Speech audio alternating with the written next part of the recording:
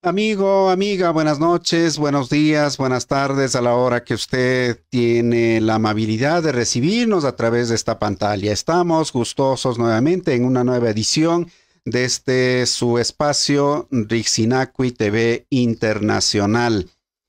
Nos hemos convocado en esta oportunidad para abordar una de las temáticas que nos llama la atención, que nos concita el interés, obviamente, para poder abordarlos.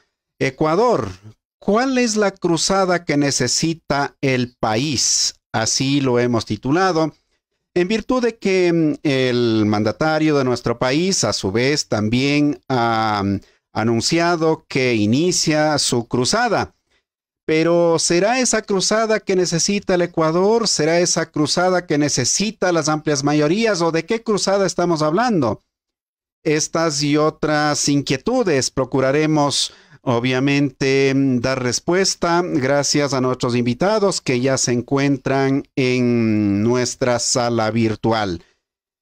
Soy José Atupaña, esto es Rixinacui TV. De inmediato nos vamos para identificar a este medio y de paso también contar que esta transmisión llega a través de varios canales, tanto nacionales como también en Latinoamérica e incluso en Europa. Me refiero a canales virtuales, colegas, canales de organizaciones populares, canales locales, televisivos, canales o radios, también estaciones que también bajan esta señal.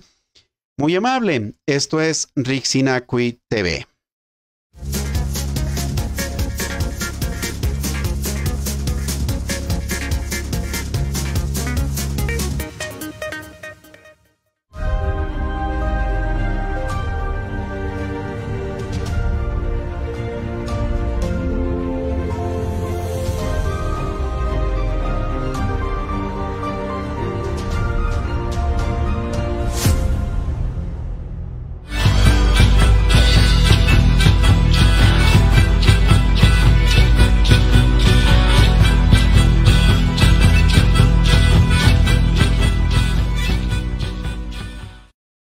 Estamos ya con nuestros invitados y nos vamos hacia la sala virtual justamente para recibir a nuestros distinguidos amigos que nos acompañan a esta hora.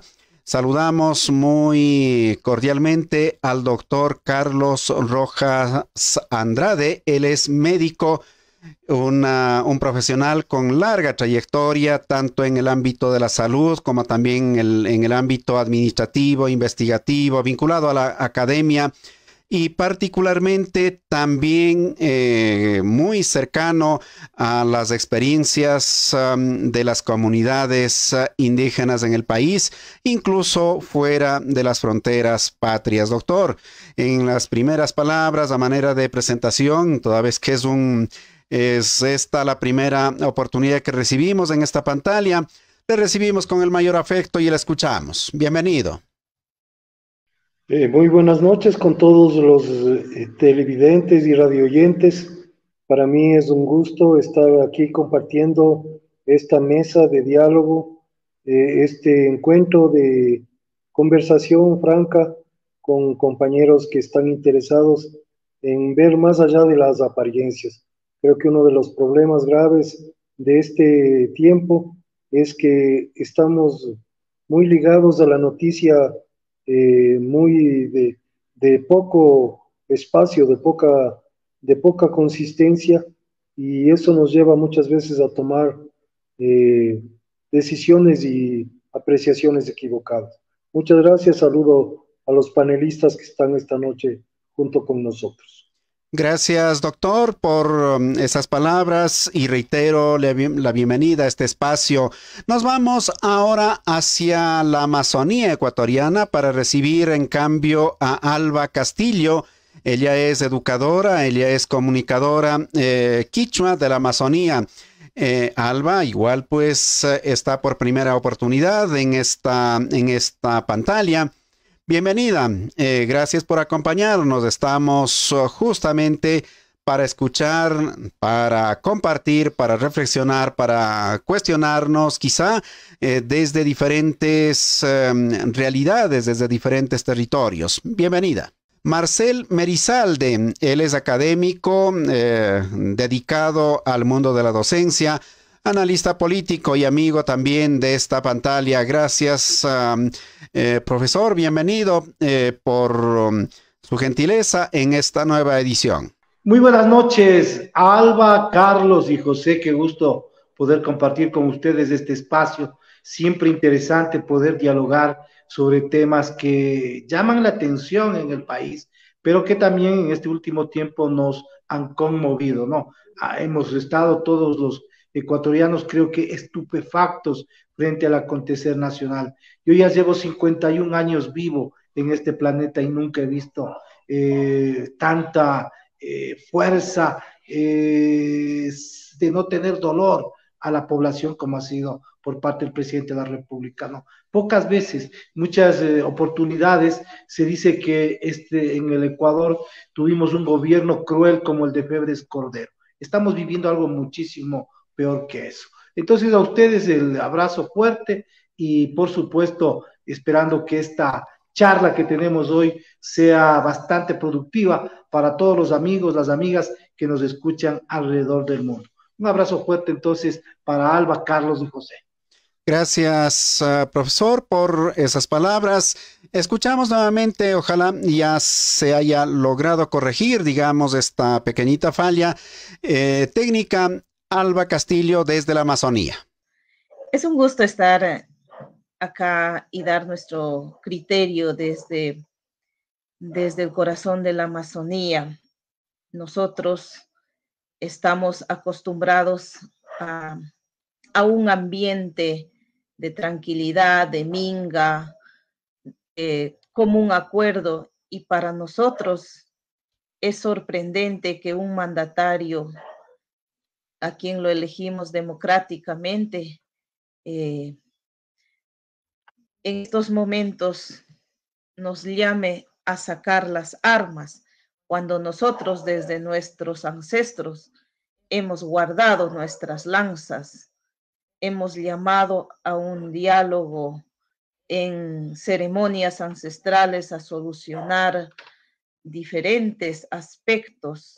Para nosotros es sorprendente, y como educadores, como comunicadores de acá de la Amazonía, como mujer, como género, es un poco delicado ese tema, y sí nos sorprende que desde la cabeza esté este caos. Muy buenas noches y vamos a abordar, gracias también la invitación de su parte, estimados panelistas. Muchas gracias.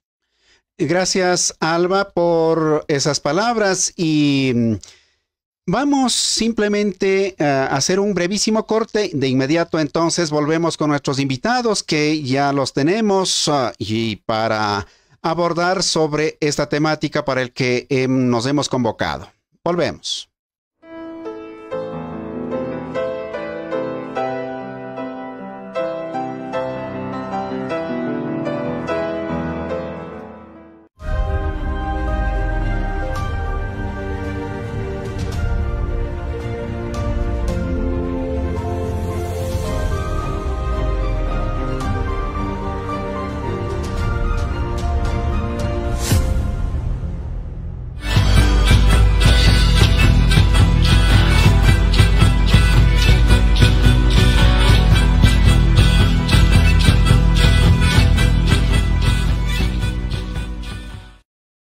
Estamos nuevamente ya con nuestros invitados y empezamos con nuestra primera inquietud en el centro del país, doctor Carlos Rojas.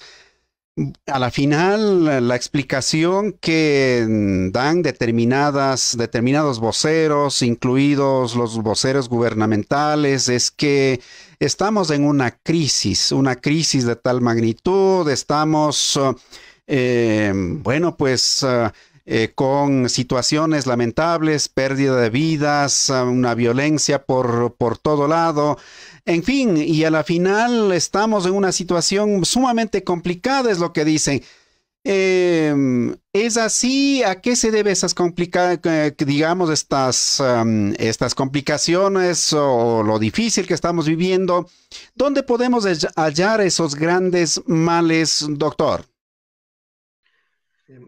Bueno, yo creo que hay que diferenciar muy claramente lo que es la vocería y la información que desde los medios y las redes nos viene y lo que es la realidad social. Yo creo que este momento especialmente hay una falta de sincronía entre todo lo que es toda la bulla que existe en la política nacional y lo que en realidad está pasando.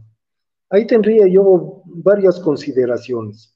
La primera, yo creo que en relación a lo que fue la situación económica y social post pandemia, en este tiempo la estabilidad económica, si bien no ha mejorado, si bien no ha mejorado la condición económica de las mayorías, no creo que exista una condición de crisis económica profunda que implique la necesidad de un cambio inmediato en el gobierno. Tampoco existe y no es evidente que haya una movilización desde los trabajadores, desde las organizaciones campesinas, rurales o indígenas, que haya impedido el desarrollo de la producción, que haya impedido el desarrollo de la circulación de la mercancía, lo que implica que el capital y los entes financieros y económicos no tienen mayor problema al momento. Y la tercera cosa que me parece es que en el Ecuador el narcotráfico y la situación de eh, inserción del narcotráfico en el Estado no es nueva. Es decir, hace 20 años se tenía como principal causa de los, como principal causa de muerte de los jóvenes el homicidio. Entonces, yo creo que no, todo la bomba que hay, todo el ruido que hay con respecto a la situación de nuestro país, creo que es eh, muy diferente a la realidad que estamos viviendo. Y yo creo que en ese sentido hay que ser objetivos. No creo que sea bueno tomar decisiones políticas, tomar decisiones organizativas sin ser objetivos y sin ver las cosas que están pasando. Yo creo que es muy diferente el discurso político de los medios, de las redes y lo que está pasando en realidad en el Ecuador. Gracias, doctor, por esa entrada. Vamos hacia la Amazonía. Alba, al escuchar al doctor, como que hay en dos líneas que está viviendo el país. Uno, lo que se está diciendo en las redes, lo que están comentando, lo que están difundiendo, lo que están colocando la verdad determinados voceros, determinadas autoridades, pero otro es el país que está viviendo. Otro es lo que entonces en las comunidades, en las provincias, en los sectores más que digamos alejados están viviendo. ¿Es así? ¿Cuál es la realidad que viven, por ejemplo, en la Amazonía? ¿Qué es lo que más le preocupa? Le preguntaría, Alba, te escuchamos. Muchas gracias.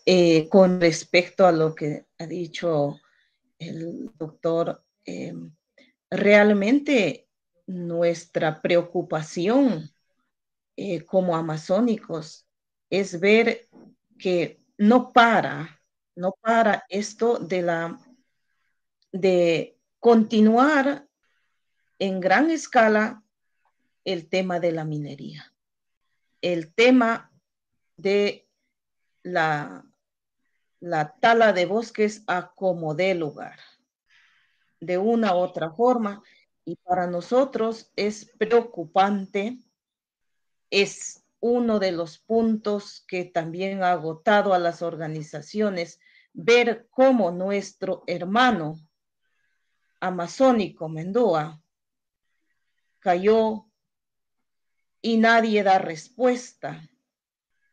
Para nosotros es preocupante que espacios de tranquilidad como ha sido siempre una paz, una tranquilidad en nuestras comunidades, no podemos tener esa tranquilidad. Continúa la minería, continúa otros temas de explotación petrolera y vaya ahora como se dice que todos podemos portar armas, imagínense tal situación, ¿ya? Entonces para nosotros es preocupante. No ha habido un incremento de la economía ni de otro campo que podríamos decir vamos a mejorar la situación para no estar, para que nuestros campos sean abandonados y puedan ser explotados con esa facilidad. Para nosotros la naturaleza es nuestro mercado, la naturaleza es nuestra madre. Entonces, desde acá, para nosotros es preocupante el tema cómo se está manejando la búsqueda de la economía y sin medir las consecuencias de vida, sin medir las consecuencias de cómo estará a futuro, de dónde vamos a respirar ese aire. Eso, mis estimados, y para nosotros es defender la naturaleza, defender nuestros espacios sagrados, pero no con armas, sino con un diálogo. Eso es, mis estimados panelistas. Gracias, gracias Alba por contar en cambio esta otra realidad o este otro sentir o esta otra vivencia desde territorio. Retornamos en cambio hacia Quito, Marcel Merizalde. Hoy a mediodía, por casualidad, me permití mirar, digamos, a uno de los canales televisivos que entiendo que estaban haciendo en algunos lados, digamos, este control de armas y habían varios chicos, bueno, muchos de ellos vestidos, digamos, con lo que tienen a la mano, a la disponibilidad. Y que hacían estos controles, digamos. ¿Será allí, digamos, la inseguridad o dónde está la inseguridad que ha sido uno de los temas fuertes como han manifestado? Vamos a afrontar, dice, a la delincuencia, el narcotráfico y el crimen organizado. Esto es lo que nos afecta. Si eso efectivamente afecta al país, ¿dónde están? ¿Quiénes están? ¿Se está exigiendo efectivamente a quienes deben hacerlo? O a lo mejor al portero, con todo el respeto, por supuesto, y no a los capos mayores. ¿Cómo podríamos interpretarlos, maestro? Vivimos en un estado de violencia absoluta. Quizás si nosotros nos tomamos palabras parafraseadas del presidente de El Salvador, Nayib Bukele, cuando nadie encuentra a los delincuentes, cuando nadie encuentra a estos grandes capos, es porque están en el gobierno, pues, así de sencillo. Y hemos observado nosotros cómo es que en estos días han dado cátedra a toda Latinoamérica de cómo debe ser la violencia absoluta en un Estado para poder llevarse los dineros públicos. Porque no hay en política mejor estrategia que mantener al pueblo asustado, que tenerle al pueblo intentando sobrevivir, porque en la vida no hay nada más importante que la vida misma. Entonces, yo pues le escucho a Carlos y me he quedado estupefacto, ¿no? Acá en Quito al menos la gente ya no quiere salir, en Guayaquil, Cuenca, Ambato, Riobamba, porque nadie sabe si va a regresar a casa, así de sencillo, ¿no? Nosotros hoy nos desayunamos en la ciudad de Quito, que a un joven que salió con su amiga, compañera de trabajo, a un festejo, ya lo encontraron asesinado, ¿no? Y entonces es terrible. Y los secuestros permanentes, las extorsiones, ya no solamente se extorsiona a comerciantes, también a profesores, también a padres de familia. Y entonces todo eso nos muestra que estamos en un estado de suprema violencia. Imagínense, fin de semana Ecuador se enteró cómo mataron al señor Cherres, el principal vocero, el principal implicado en el caso del Gran Padrino. Es imposible, nosotros estamos viviendo, por favor, en una mafia, porque solamente ahí se puede concebir que si alguien se teme que vaya, vulgarmente voy a hablar muy coloquialmente, si alguien va a abrir el pico, mejor le matan. Y entonces eso es lo que está sucediendo en este país, este momento. ¿Cómo podemos pensar que este país está tranquilo, de que es una exageración lo que está sucediendo, la reacción política de otras organizaciones al interior de la Asamblea Nacional? Cuando a un hombre que está cuidando una joyería en Guayaquil le ponen dinamita en todo su cuerpo, pues. ¿Cómo podemos pensar que una hora después a una mujer le ponen eso? ¿Cómo podemos pensar si en Los Ríos, en Esmeraldas, en Guayaquil, amanecen ajusticiados decenas de jóvenes? Y quizás muchos dirán, pero se lo merecían. Nadie se merece perder la vida, primero. Y segundo, no, esa alaraca de que estaban matándose entre delincuentes, no es cierto, porque están matando comerciantes, están matando educadores, están matando como en el Oriente, a luchadores sociales, a gente que protege la vida, a gente que protege el agua, pues. Entonces, me parece que estamos ante un estado total de violencia, un estado absoluto de violencia, que deberíamos repensarlo. Me parece más bien que la Asamblea Nacional, en este sentido, se ha quedado corta por sus intereses partidistas, porque están más calculando en las próximas elecciones que en rescatar al país, ¿no? Ya viene el juicio político, hoy fue calificado por la comisión como es que preside el señor Fernando Villavicencio, ¿no? La comisión de fiscalización. Se aprobó por unanimidad, pero solamente se va a investigar un caso viejo, el caso de Flopec, que no necesariamente involucra de manera fuerte, decidida al presidente de la República, pues, sino que involucra a otros jefes de Estado, entre ellos el propio Rafael Correa y entre ellos también el señor Lenín Moreno Garcés. Es decir, se está echando tierrita no solo a los muertos, sino también a esta serie de casos que son extremadamente dolorosos. Yo les invito a Alba, a Carlos, a José, yo sé que José lo hace permanentemente porque es una persona que investiga, métanse a los medios de comunicación internacionales. Nosotros estamos en un nivel de violencia que no solamente es relatado por los medios, sino porque está sucediendo en realidad, mucho superiores a lo que vivió Colombia en la época de Pablo Escobar Gaviria, muchísimo peor.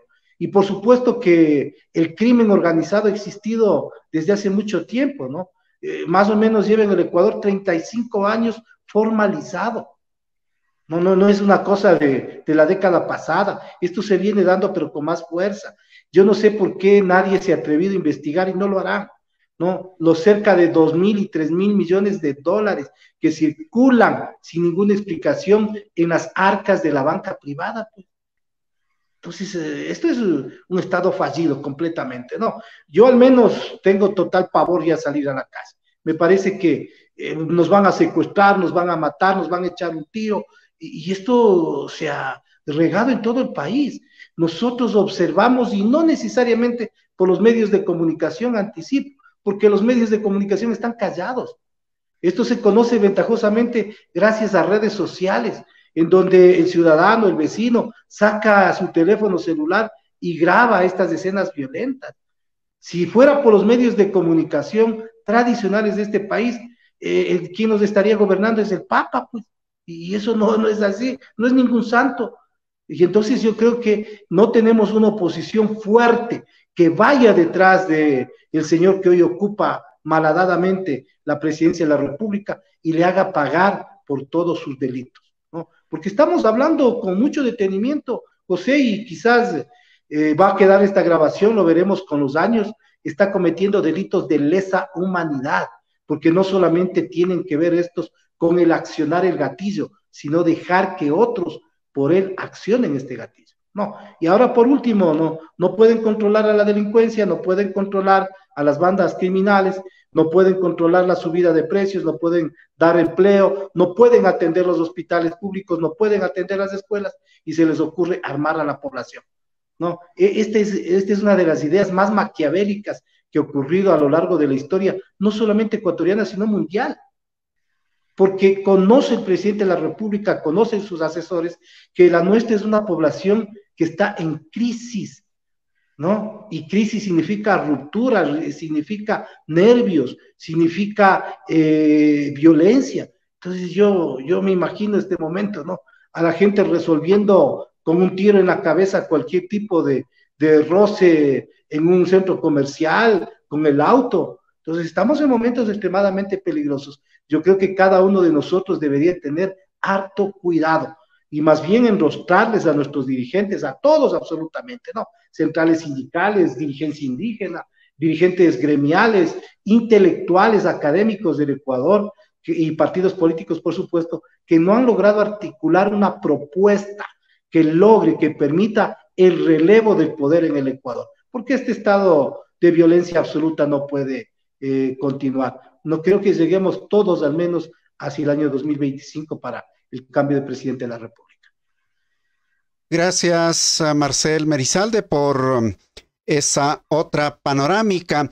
Volvemos en este importante diálogo luego de esta pausa cortita, por supuesto, para seguir abordando esta temática para el que nos hemos convocado.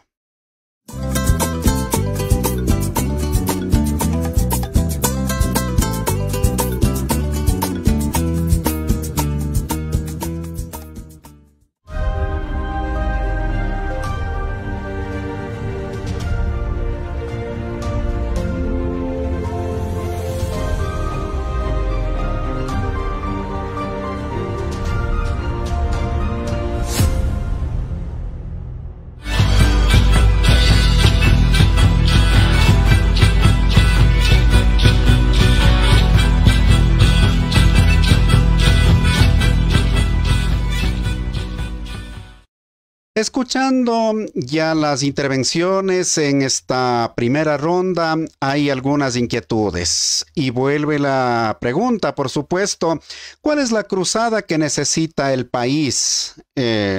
Obviamente ya no es reciente, digamos, desde hace mucho rato. Por ejemplo, en la capital de los ecuatorianos, sumamente complicado lo que está contando Alba en lo que, digamos, de lo que ocurre en el territorio, también en la ciudad. Ahora los famosos vacunadores, así lo han sabido llamar, decíamos que eran médicos, cosas así, doctor. Más bien llegan a las tienditas y dicen, bueno, pues esta cuadra me corresponde, esta cuadra para mañana me tiene tanto. Y vaya, y si pueden discutir, en fin. Hay barrios que han empezado a organizarse con muchísimas dificultades porque a la final el Estado como que deja allí. Y bueno, el presidente de la República quizá emitió el decreto 707 y a la final para el libre porte de armas, en fin. Alrededor de eso, bueno, hay una serie de también de criterios y las universidades del país en el transcurso de las últimas horas cada vez han puesto su parecer al respecto. En fin, ¿cuál es la cruzada en cambio que necesitamos? Vuelvo a preguntar, doctor. Bueno, yo quisiera hacer un par de aclaraciones que creo que son importantes. La primera, a ningún momento he dicho que no hay crisis social, económica. Lo que he dicho es que se ha mantenido desde la pospandemia en condiciones muy parecidas. La segunda cosa, yo creo que hay que entender bien cuál es el fenómeno del narcotráfico actualmente. Yo creo que anteriormente nuestro país tenía un oficio eh, más dirigido hacia lo que es la circulación de la mercancía del narcotráfico y lo que es el lavado de los bienes que este negocio produce. Ese era un poco el rol que el Ecuador jugaba dentro de todo este marco transnacional del manejo del narcotráfico. Pero actualmente yo creo que eso se está cambiando y está cambiando muy rápidamente por las diferentes situaciones que se están dando en México y en Colombia con respecto a cuál puede ser nuestro nuevo rol dentro de eso, ¿no? Y yo creo que ese conflicto en relación al nuevo rol y eh, a las nuevas estructuras que se están dando en la organización del narcotráfico, las que están provocando una guerra interna entre diferentes facciones que quieren tomar o retomar o fortalecerse en ciertos ámbitos y roles de lo que es el narcotráfico. Yo creo que eso es lo que estamos viendo y eso es lo que en realidad aparece, ¿no? En relación al sicariato, a los asesinatos, a los problemas que se han dado en las cárceles. Se están justamente los soldados rasos del narcotráfico, si quisiéramos ponerles un nombre, quienes están sacando la cara en esta guerra por definir cuál va a ser el nuevo poder y la nueva cabeza de la dirección y del rol que va a jugar el Ecuador en este proceso. Y en eso está lamentablemente también inmiscuido sectores del Estado, sectores de los organismos que deberían estar combatiendo y protegiendo a la ciudadanía, combatiendo el narcotráfico y protegiendo a la ciudadanía. Creo que es importante ver que los sectores que están en conflicto públicamente y políticamente son sectores financieros y productivos que en cierta medida identifican dos corrientes de capital diferentes, lo que es el capital hegemónico, tradicional, histórico de la costa, lo que algunos autores lo llaman el gamonalismo, y por otra parte todos los nuevos ricos de última data que se han enriquecido a través sobre todo del asalto a los bienes del Estado.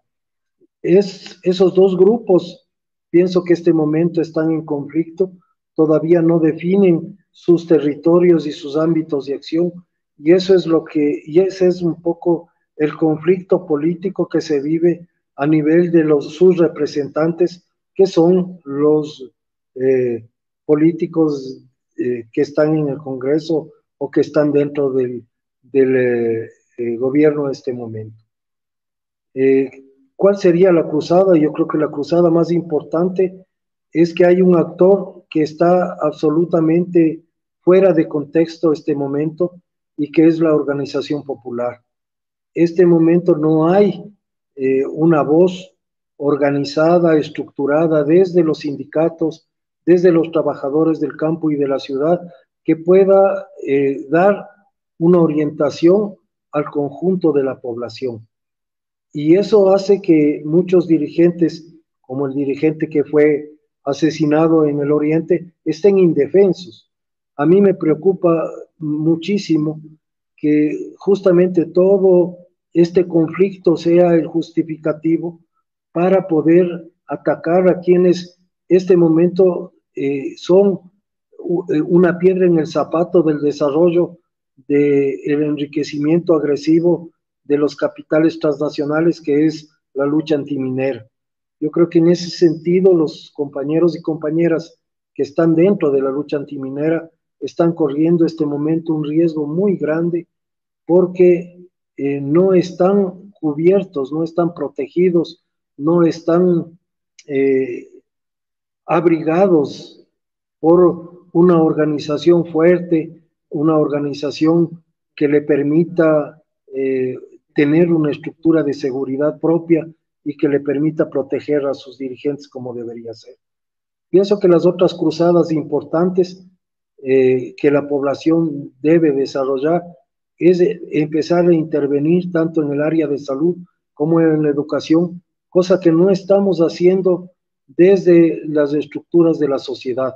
Este rato, los padres de familia, los profesores, los médicos, los trabajadores de salud no tienen voz con respecto a lo que pasa en la educación o en la salud. Simplemente son actores que están cumpliendo definiciones verticales desde el gobierno, pero no son parte de ese triángulo educativo del que se hablaba o parte de esa participación comunitaria desde el área de la salud. Yo creo que esa es la cruzada que desde los sectores populares deberíamos tener. Gracias. Desarrollar en la salud, en la educación y en la seguridad una propia propuesta. Gracias, doctor Carlos Rojas, por estos otros elementos de análisis que nos comparte. Ahora nos vamos hacia la Amazonía para escuchar en cambio a Alba Castillo. Alba, justamente cuando hay voces disonantes de toda esta realidad, cuando dicen, bueno, pues hay todo esta serie de corrupciones, hay este tipo de malas autoridades o hay toda esta suerte de ingreso de una manera no adecuada, digamos, a los territorios, en fin. Hay inmediatamente una especie de carga montón, dicen los chicos, coloquialmente hablando, contra esas voces. Justamente en estos últimas semanas ha sido frecuente escuchar aquello, ser testigo de aquello, esas voces o esas expresiones cargadas de mucho racismo. Pero lo que me llama la atención es que, debería por lógica algún asambleísta de esta agrupación Pachacuti, porque a la final cuando se ponen al frente de la población y empiezan a elevar su discurso ahí, pues a la final son los más del pueblo, pero en momentos cuando tienen que, en definitiva, dar la cara, como que se dan las vueltas, no han dicho una palabra. Cuando hay ataques a líderes, en definitiva, como que también van ellos dando motivos para efectivamente caerles en montón, como vuelvo a decir. ¿Qué es lo que está pasando respecto a los luchadores sociales? A estas voces que en cambio dicen esta es la otra verdad y no solamente la que está diciendo desde Carondelet, Alba. Considerando la realidad de la organización en nuestras comunidades, en nuestras organizaciones, es un poco controlado quién entra y quién migra a las ciudades, las comunidades, pero en estos momentos como que la crisis también afecta a las comunidades y los jóvenes están por todo lado. Esta crisis afecta también, pero se podría decir que nuestros líderes, nuestras lideresas, en algunos momentos se ven también opacadas por esta fuerza, por este temor que existe. La cruzada que debería en este momento darse sería que las mujeres como género, como organizaciones constituidas que estamos, convoquemos a las adolescentes, a nuestras hijas, a nuestros estudiantes, a la reflexión, de cómo unirnos para que estos hogares, estos jóvenes de hogares disfuncionales no entren en esos vicios, sino más bien busquemos un emprendimiento, una forma de vida en nuestras comunidades mismas, ya que si salen a las ciudades se ven más afectados todavía, más afectados porque no entienden este movimiento que se está dando y más bien en los actuales momentos hemos sido testigos de que jóvenes de las comunidades están siendo caídos, amarrados, asesinados, se los encuentra en diferentes lugares, despiadadamente torturados.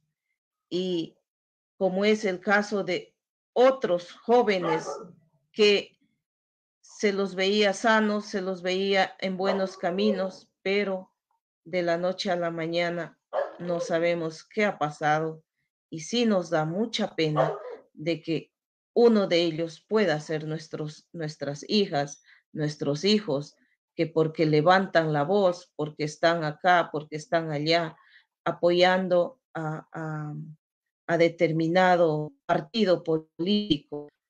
En la Amazonía, nosotros acá en Puyo, en Pastaza especialmente, hemos sido, diría yo, eh, eh, fortalecidos con un político que mira hacia el emprendimiento de los jóvenes. Y él mismo, como es el caso del actual prefecto que está para posicionarse en mayo, se aspira que tenga ese espíritu de emprendimiento. Entonces, como jóvenes, como educadores, lo que tenemos que inyectar es en la cruzada del emprendimiento, de la unidad de género, de nacionalidades. Eso, mis estimados Carlos y Max y Rixinaco y adelante. Gracias, Alba, por este otro elemento que nos trae.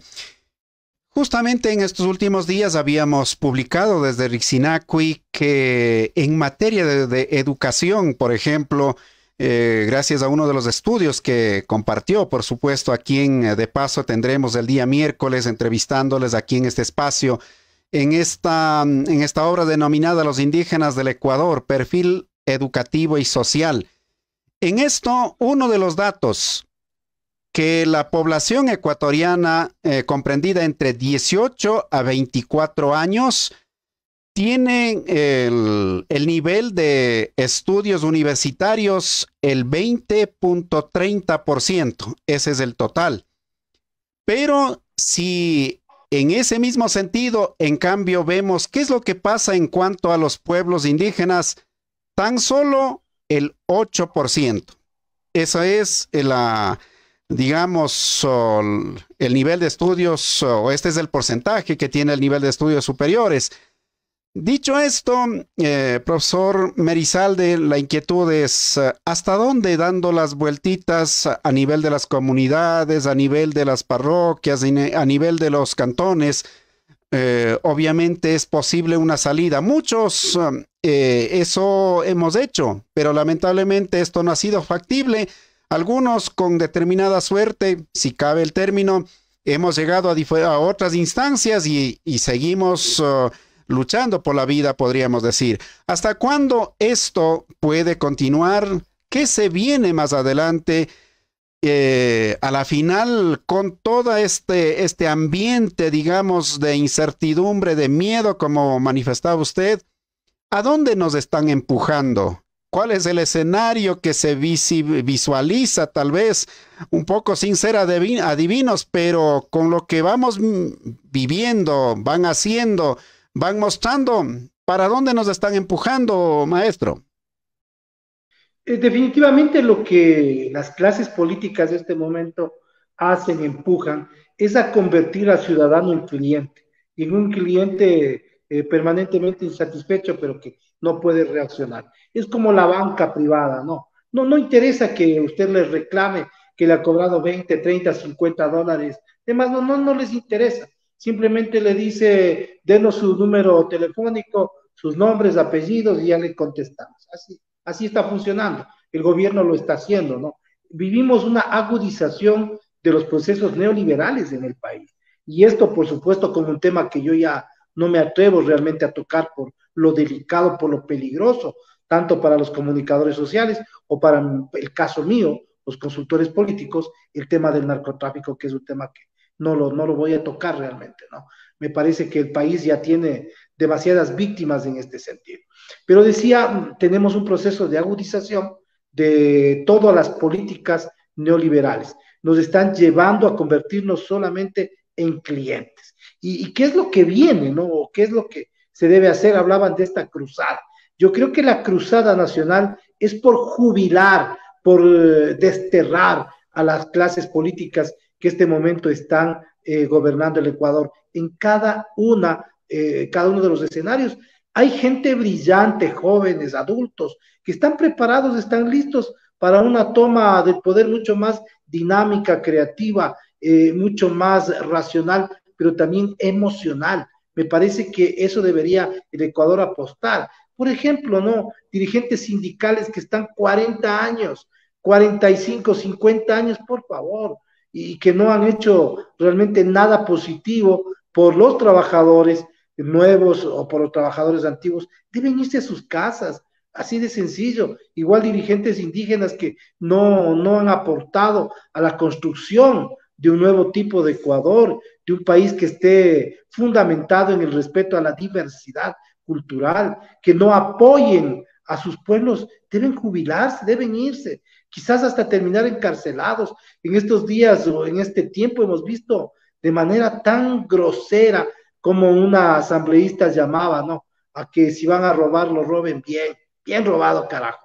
O como tenemos al alcalde que ya mismo se posesiona, ¿no? De Pindal, que él cree que hay que robar hasta el 30%, ¿no? Y es legal. Entonces, mire, eso es parte de que no hemos madurado como clases políticas de relevo, de que no existen nuevas generaciones. Y los que están preparados no han tenido la oportunidad. Igual en el sector educativo, igual en el sector de los intelectuales, en los partidos políticos, en los movimientos hay gente deleznable que ya tiene que irse a sus casas a descansar y empezar a construir un nuevo tipo de país, un nuevo tipo de Ecuador, que se fundamente en la diversidad, que se fundamente en el respeto, en el amor, en el cariño de cada uno de los integrantes, pero también en ese deseo de prosperar de manera común, porque nos han metido tanto en la cabeza eso del emprendimiento, que ya nos creemos cada uno de nosotros que el único camino posible para salir adelante es montar una empresa, ¿no? Y una empresa que vaya a explotar a sus iguales. Nos creemos que poniendo, no sé, un puesto de pinchos, ya somos emprendedores. En la tarde de hoy, mientras venía a casa, escuchaba a un querido amigo mío, ¿no? Periodista, muy reconocido en este país, que él decía que conoce cómo se alquilan las armas para los distintos delitos en este país. Y yo también me quedaba estupefacto porque ese es otro emprendimiento, pues, en un país de emprendedores. Y entonces yo creo que debemos, como cruzada nacional, cada uno de nosotros, permitir, ¿no es cierto?, organizarnos desde la casita, desde la mesa del comedor, el buscar a nuevos líderes y nuevas lideresas que ayuden a levantar un país de los escombros, porque este país está fulminado, está terminado. Y entonces yo creo que los pocos que aún tienen voluntad para trabajar por este país deben poner hombros, manos, pies, cabeza, cerebros, ojos, oídos para salir adelante. Es todavía tiempo, José, que no nos vaya a tomar el año 2025 solamente ya siendo clientes, ¿no? Clientes inclusive con mal gusto y mal genio, que en vez de estar rescatando los valores nacionales, nos hayamos dedicado a escuchar Bad Bunny. Gracias, profesor Merizalde, por estos otros elementos de análisis de lo que está ocurriendo en el país. Y justamente a lo que volvamos, haremos una última ronda para ver, y ahora, ¿qué es lo que vamos a hacer? Ahí está el análisis, ahí están los aportes, ahí están los elementos. ¿Cuál es la tarea? Es con la inquietud con la que vamos a volver. De inmediato.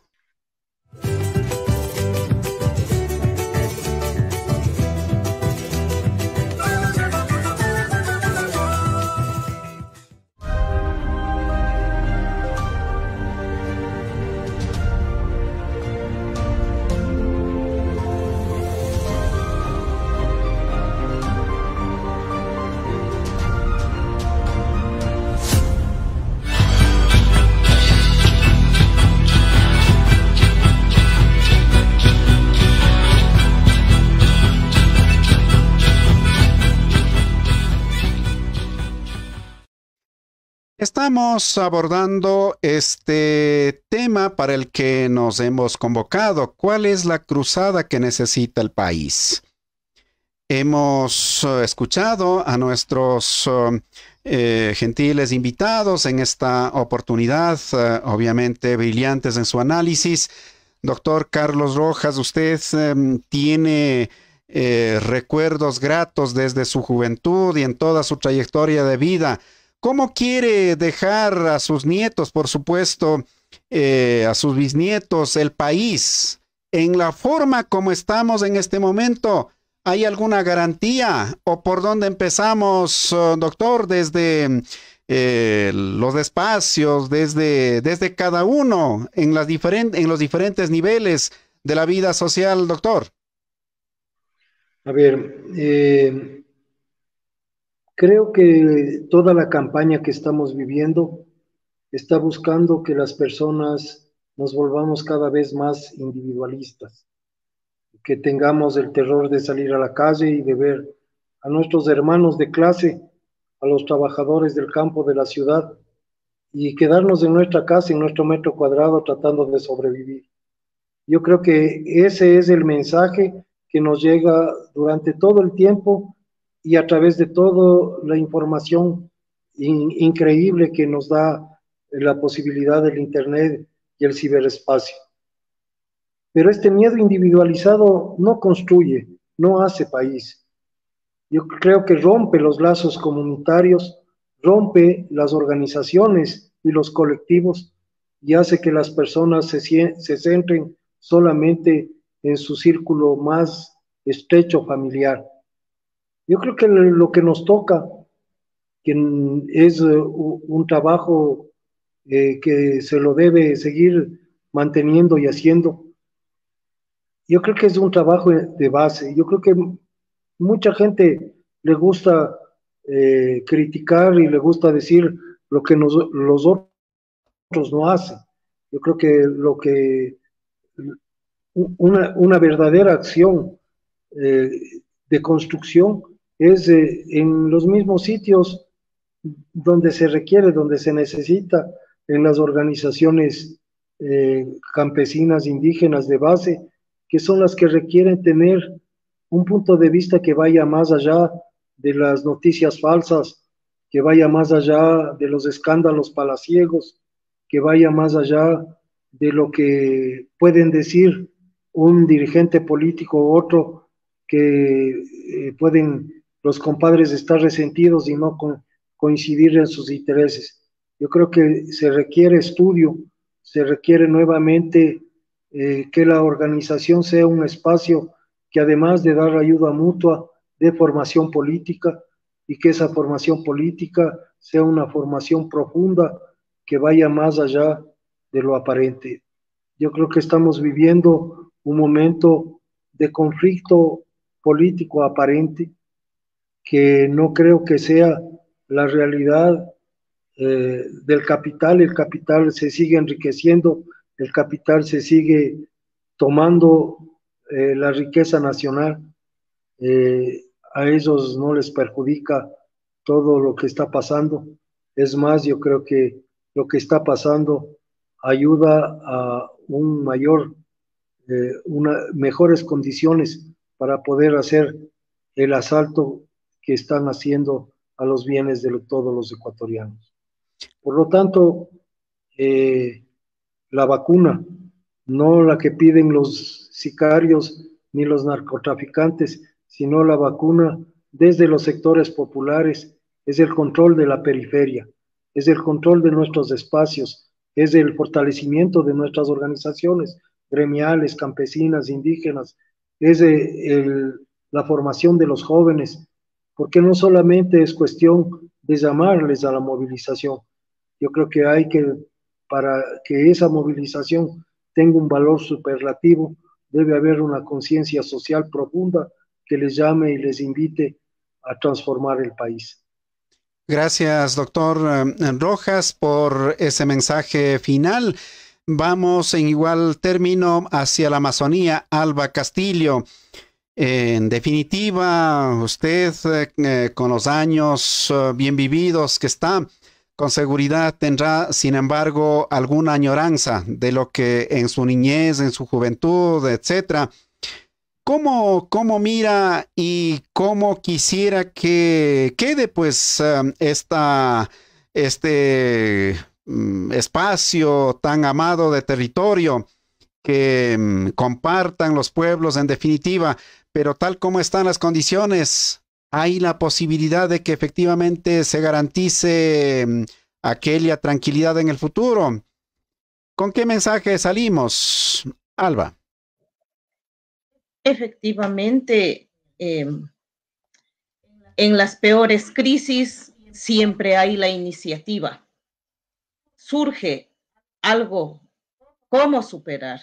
Yo considero que mirar a las raíces culturales y fortalecer en el núcleo familiar, como lo ha dicho mi estimado doctor Carlos, pues claro, sanar desde donde estamos y lo que está a nuestro alcance y desde ahí expandirse poco a poco,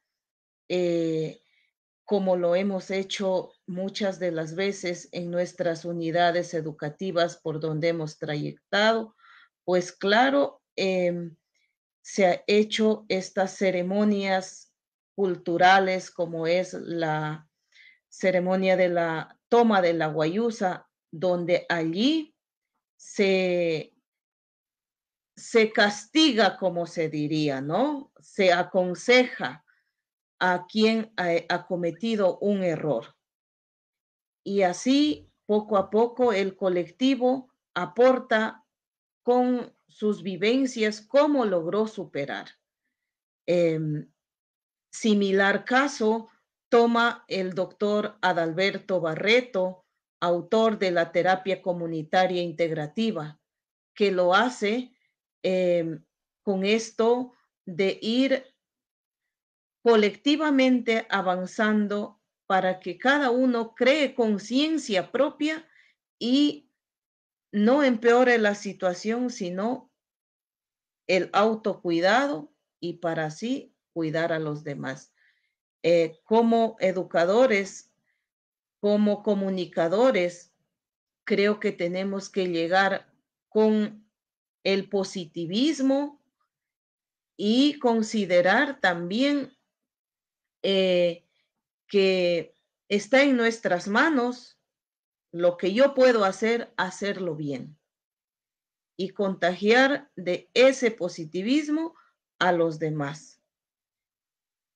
Hemos visto que las movilizaciones aquí en la provincia, jóvenes han caído, pues una cruzada a la movilización no nos trae nada bueno, nos trae retraso.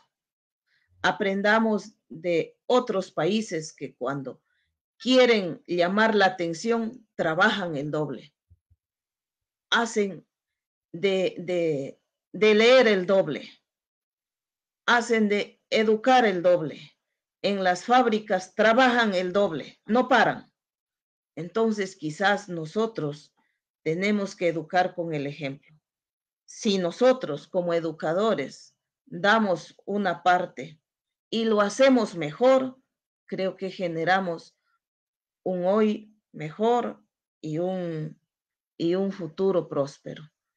Eso sería el espacio, el oasis que yo quisiera dejar a mis nietos, a mis hijos y a mis estudiantes y a mis radioescuchas en las diferentes comunidades donde llegan nuestras ondas, donde llega Rixinacui. Muchísimas gracias. Gracias, Alba, por este mensaje final. Lo propio, vamos ahora con Marcel Merizalde. Marcel, siempre me queda esta inquietud. Hay alguien que decía, bueno, los derechos hay que pedirlas de pie, no de rodillas. Y un poco medio, incluso medio orando, ¿será que sensibilizamos? O como dicen nuestros amigos que acabamos de escuchar, bueno, pues sí hay que movilizar, pero que sea una movilización con conciencia, organizada, sepan exactamente qué es lo que están pidiendo. Y eso es un trabajo duro. Hay quienes lo empiezan a hacer aquello y ya lo tildan, pues, ya lo separan, ya lo dinamitan, por decirlo de alguna manera, desde adentro mismo. En fin, situaciones que estamos viviendo. ¿Cómo caminamos? Que más allá de los lamentos, más allá del diagnóstico, ¿cuál es la tarea como ciudadanos, como personas, como tenderos, chofer, cobrador, docente, autoridad, por supuesto, maestro? Hay que empezar a desarrollar una profunda revolución personal, una profunda revolución ética, estética, moral, que nos involucre cada uno de nosotros con el tipo de país que necesitamos. Yo soy un liberal, yo no soy persona de izquierda, pero no renuncio a las luchas. Yo creo que las luchas han llevado a los seres humanos a lo largo de la historia a estar en mejores condiciones.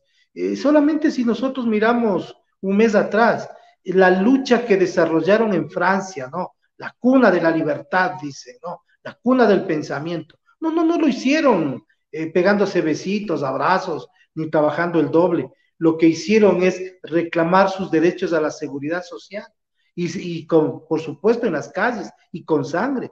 Y es el país, uno de los países más cultos del mundo, porque le quitaron, le arrebataron la seguridad social a las personas, tal como lo van a hacer ya mismo en Ecuador, ¿no?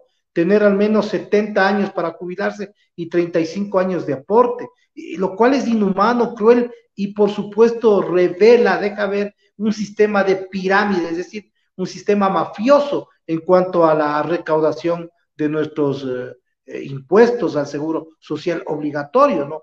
A mí me parece realmente que es una pérdida de dinero, botar dinero innecesariamente. Yo llevo afiliado 20 y pico años, la cantidad que aporto es bastante alta y no he podido en estos 20 y pico años, sino quizás acudir 2 veces al odontólogo y en el gobierno de Rafael Correa. El resto les cuento que todavía espero desde hace un poco más de 3 años, desde antes de la pandemia, el turno para cardiografía. No, así de sencillo. Este es el Ecuador. Entonces, no vamos a poder transformarlo como propone la primera dama del país, ¿no? Tomándonos de las manos y orando. No va por ahí.